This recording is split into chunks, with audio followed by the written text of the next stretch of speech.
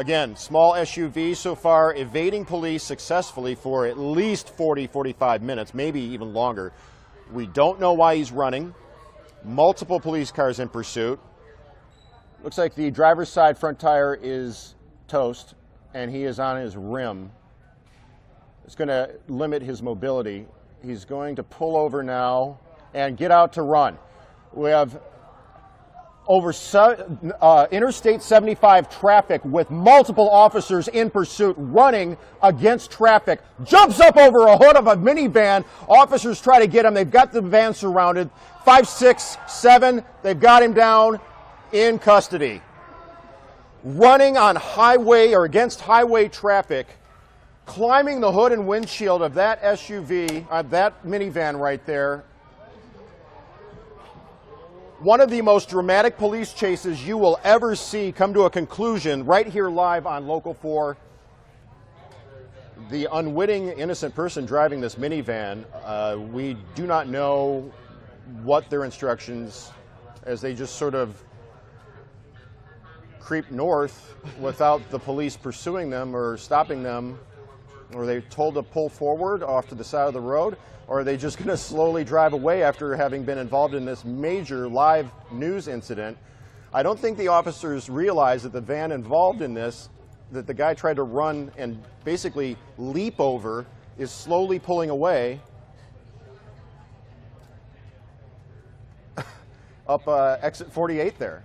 And I don't think the chopper realizes it either, because we're isolated now on the suspect and all the law enforcement, but the minivan, where's the minivan going? Everyone forgot about the minivan.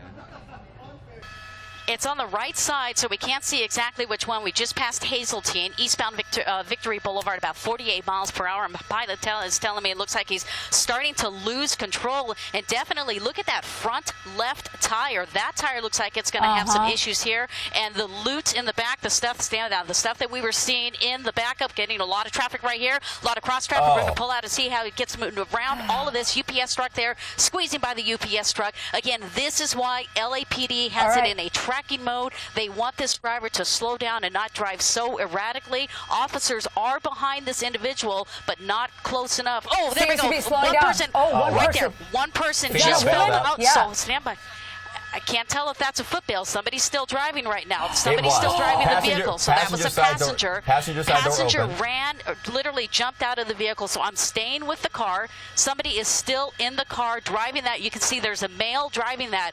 So again, a situation here that was just past Hazeltine on eastbound Victory Boulevard. We are going to stay with the vehicle as the female passenger jumped out of the car. Okay, right now my pilot's telling me LAPD has completely pulled out of the pursuit. In fact, it was just too dangerous. Officers may have the female suspect in custody. We're still going to stay with this vehicle. Obviously, this thing is probably going to catch fire here or something of that nature. As we're turning southbound here, this is, let me get you the street here. This is Fulton Avenue. Okay, coming to a stop. Fulton Avenue, we're going to stay with the suspect. And again, here's the suspect coming right now. Right, and in a situation like this, again, you don't want to make sure this person isn't going to carjack anybody in a situation like this. Foot bail right now. No doubt LAPD officers are going to utilize this footage. They're going to ask us where this suspect is, the description of the suspect. You got a male there wearing jeans, a hoodie, running through the neighborhood right off of Fulton and Victory Boulevard. And you can see he's evading officers right now. Nobody following him except News Chopper 4. And we're going to see what this guy is going to do, whether or not he's familiar with this neighborhood or just trying to evade law enforcement officers. We saw him jump out of that Jeep with all the loot in the back there, now going through a neighborhood. We've seen this before, Megan. Will take off the sweatshirt, try to disguise himself, reinvent himself, if you will. Yes, and they do that, and I'm not sure if he knows anybody. He's running back. This is Long Ridge Avenue. He's running on Long Ridge Avenue right off of Victory, running back toward Victory, so he's running in a northbound direction. And you can see as we pull out here, want to make sure he doesn't go into this apartment complex. He's continuing up towards Victory Boulevard, so we're going to maneuver News Chopper 4 around here. I'll keep a wide shot. There's an LAPD. You can see a ground unit right now. We're going to turn around and get that shot, but most likely he's going to be running east eastbound. There he is across the street. We got eyes on him, Larry. Let's hope he's not into armed. traffic right now. Dangerous situation, Michelle. This guy could carjack somebody, Exactly, considering Megan. this may be an armed robbery suspect. That makes this situation even more dangerous. LAPD shortly behind. And look at this guy. He's winded out. He ain't going to last much longer. He's tired. Pretty soon he's just probably going to give up and basically go. There he is. there he Wow, is. predicted it. Boom. Giving up. He's done. Can't run anymore. Well, you know, Maybe it's not going not. to go much further. LAPD officers, you got a female officer Yep. chasing him. Just give it a second. This girl's going to get this guy. All right, there he goes. Wow.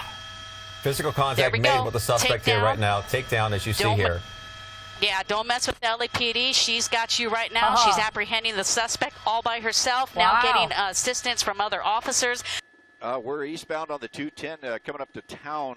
Right here you see the truck tore off that right front tires and went through the 5760 interchange. What we're understanding, this is a carjacking with the victim still in the car. Suspect was armed with a knife. We've been hearing the police, the sheriff's observer overhead from LA County Sheriff's 21 calling that the victim is fighting with the driver. And right now he's right on this right shoulder, eastbound 210, coming through the Pomona area. And you see it just dragging that side of the car up there on the right front corner. Just unbelievable. This car is not caught on fire yet from all the friction from that dragging. There goes the tire right there. Now it's down on the actual rotor and on the frame. So you'll see it just kind of just dragging it along. Sparks flying out. Eventually, we've seen this before, it'll just burst into flames just from the sheer heat of the friction. So right now it's going to be a pretty dangerous thing here. Now with that victim inside and a possible, with the guy with a possible knife, and you can see it just glowing underneath there. But we're continuing here east on the 210 freeway. We'll get you across street here in just a second. CHP coming up to do a pit maneuver, coming up on the right-hand side, coming up to the thing, bumping it, turning it around into the center divider across the freeway, and a perfect pit by CHP. And we're going to come around here to the side. Keep an eye on it. 5's coming to the north side. And as we see, CHP, 3 units there, perfect pit job. Took him off the freeway over that on-ramp, and now coming to a stop here. Now we have a problem. Now you have that victim inside there with the suspect who is supposedly armed with a knife, and so they're going to have to hold back here. Car totally disabled at this point, not going to be able to get away from him now. He's backed up on that side of the shoulder, and as we continue around here, we'll keep an eye on him. 5's going to continue out here to the west, and you can see. So looks like, is that the female? Okay, both of them are out of that right door as we came around here, so we're going to keep an eye on them from here. And so right now it looks like they're giving up, and it's going to come to an end pretty quick.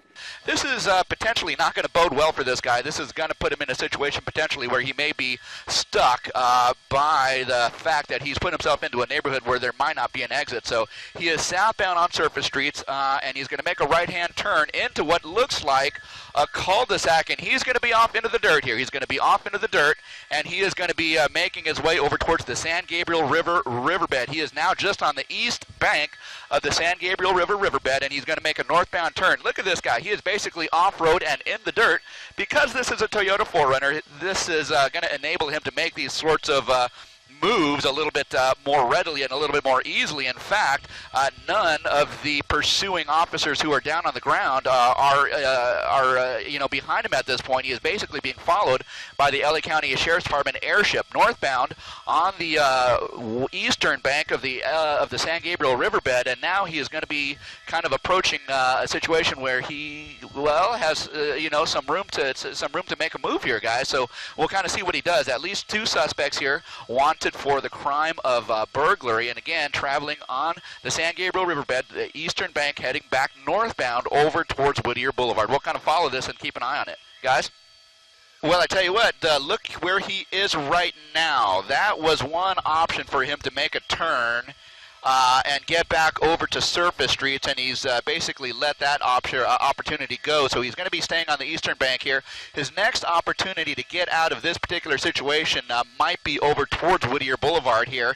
He just missed an opportunity right there to get back on surface streets, but maybe that's going to bode well for the Sheriff's Department and the folks who are pursuing him, because he's in a relatively confined area that might allow resources to get ahead of him over, say, towards Whittier Boulevard or the next exit up, which is going to be Beverly, and put them in a situation situation where they can anticipate where his next move is going to be. So again, he's just on the eastern bank of the San Gabriel Riverbed, and again, he's in a Toyota 4Runner, basically is off-road on that eastern bank of the riverbed going northbound, and he's about a quarter mile shy of Whittier Boulevard. Now, if he makes a move to the left, I don't know how he's going to get onto that bike path, but that bike path does take him to Whittier Boulevard here.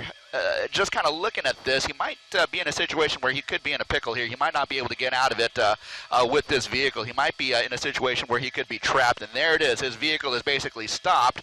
Right there, we're going to see at least one person, the driver, get out, and he's going to make his way over the fence, then into the San Gabriel Riverbed. He's basically on the bike path, northbound, heading up towards Whittier Boulevard here. Now, no unit. Well, actually, yeah, we do have units up on Whittier Boulevard, so they're going to be ahead of this guy if he makes his way over to Whittier Boulevard here. So they're going to be anticipating this guy heading over in that direction. I do not see anyone else getting out of the vehicle, so the information was that there was at least two people in the vehicle. So far, it looks like it's just one at this point, and he has made a turn into the San Gabriel Riverbed here, so he is going to be under the cover of some of this vegetation and some of this brush. I mean, my guess at this point is that he would prefer to, give himself up at this point, but we'll see what the efforts are as they kind of close in on this guy now. The officers have now made their way up the eastern bank of the San Gabriel River here, so at least 3 vehicles are up there, and up ahead of them on the north side over on Whittier Boulevard here. We do have at least a half a dozen units waiting for him there, so we'll kind of see what happens as he hopefully pops out here. About a half hour ago, that active search here was called off. SWAT team was called off. Deputies reopened this stretch of Whittier Boulevard, but I am told even though this was wrapped up here, they are following up on leads, still looking for that pursuit suspect.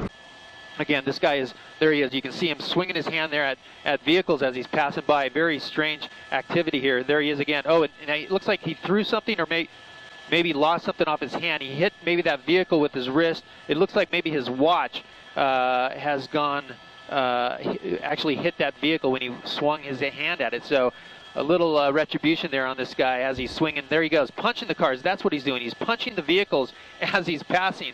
Unknown to what's going on, all of a sudden some guy on a motorcycle comes up and punches your car. There he is, shaking his hands like as if he maybe hurt himself. But again, I mean, this is self-inflicted punishment here, to say the least, Sandra. And, he may have an issue with braking with that hand, if he can, squeeze that brake or not with that left hand. So, Lena and Sylvia, very interesting pursuit taking place out here. Started in the San Bernardino area, and here he is looking back at police officers. And, he's making gestures to the officers there. I'm going to pull out and show you. Yeah, he's very agitated with those officers, being very defiant.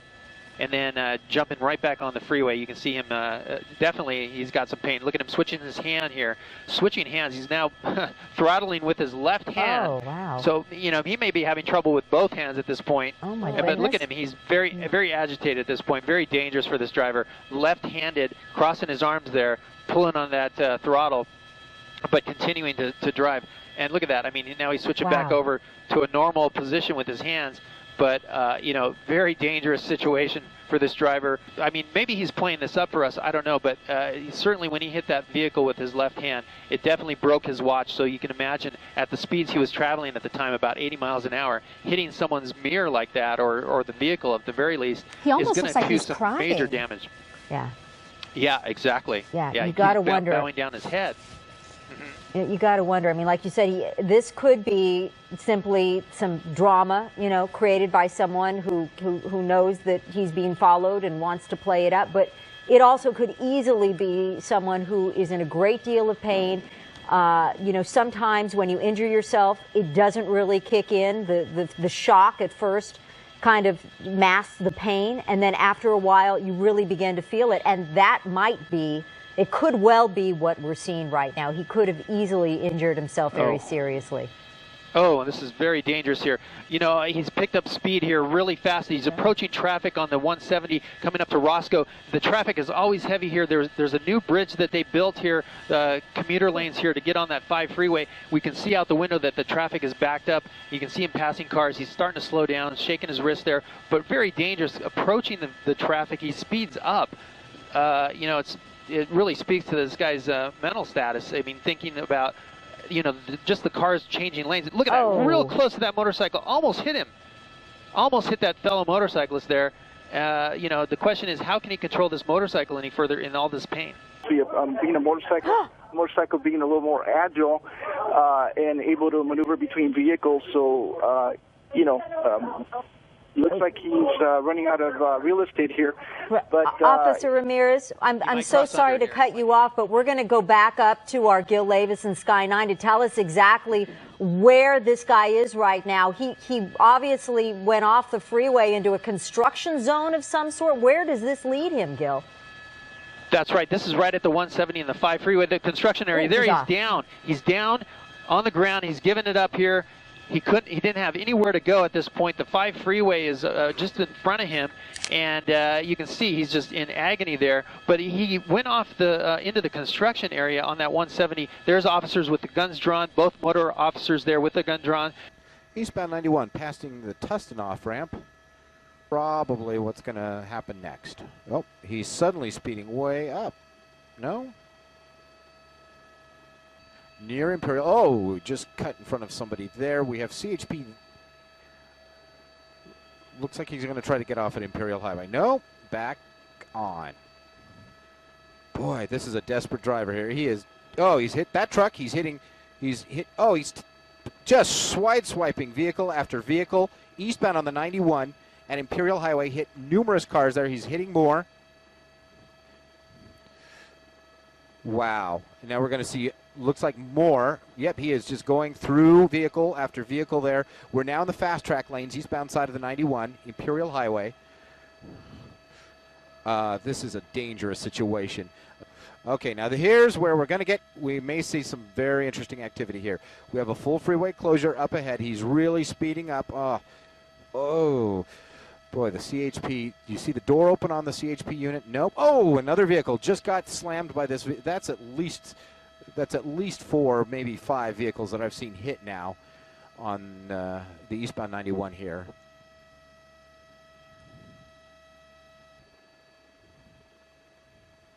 Spike strip. Spike strip right there. Yep.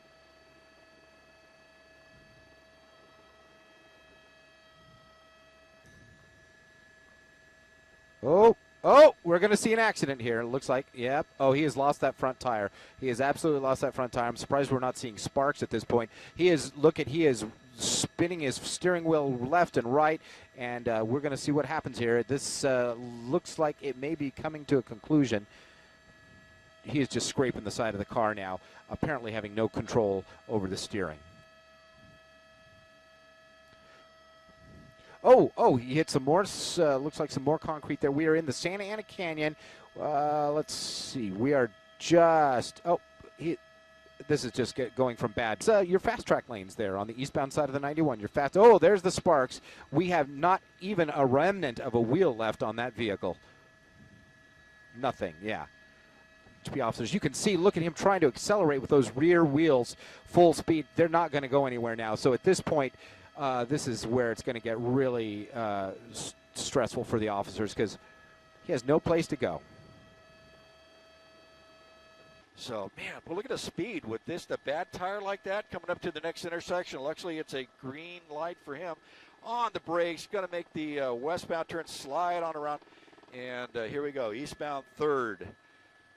And, man, can you believe this guy driving this car like that and just, given no he's on the train tracks now, and I'm going to have to look out the window to see if I have any of the Metrolink or the little trains that go down 3rd Street here. I believe this might be the, I can't remember what green line or gold line that comes out from this direction, but he's on the railroad tracks, just continuing on here, racing along through passing Downey Road and continuing on here, westbound 3rd, coming up to a red light, and he's through there and just right down. So I can't really see ahead to see if there's any trains on the track ahead of him. I'm not really sure. I don't see anything coming along, but unfortunately, the train's not going to move. So he's going to have a hard time with that. Yeah. Oh, man, yeah. Something like this, I'm almost at a loss for words. Now just driving on the railroad tracks, he's got to go down underneath. He took the tracks underneath, and so we don't know. The air unit has no idea where that train track comes out because it goes underground here, and it might pop out a little further out here to the west. So now he's into train tracks. The Lord knows what's going on down there, and if there was a train down there or not. So I've never seen something like that. But the county sheriff is trying to figure out where it'll pop out at. But I bet he's just going to bail out down in there. So we're kind of looking ahead here. Yeah, the sheriffs are watching. Sheriffs are watching the east exit, and the LAPD is watching the west exit here, doing what they can to keep an eye on this. I'm just going to go ahead, 5's going to park over Soto, and just going to sit here, wait for him to pop out. They've got this thing sealed off pretty quick, and they're going to keep an eye on whoever's down there and whoever may be coming off that train. So I'm surprised that one unit let the train go down in the tunnel because it just adds to the problem. So. That's the first for me. In all the years I've been doing police work and flying news helicopters, I've never seen something like that.